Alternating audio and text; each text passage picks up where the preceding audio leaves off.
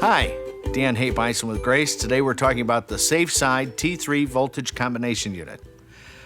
We have the voltage indicator here indicating that we have voltage present. What we're going to do is incorporate the T3 version where we bring all three of those legs into one device.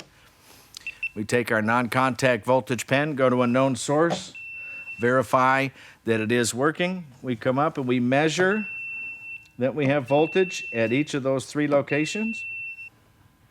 We go ahead and throw the disconnect. As we do so, we watch the stored energy go away. As that's going away, we're going to come back and measure that there is no voltage present. We're going to go back to our known source, verify that our pen is working. We've done a dead live test on the tester. We're going to put our lock on the disconnect, hit start or jog to clear any stored pneumatic or hydraulic or gravitational energy. And for mechanical lockout tagout, we're going to go about making the modifications we needed to. That is the Safe Side T3 voltage combination unit. Thanks for stopping by. Until next time, stay on the safe side.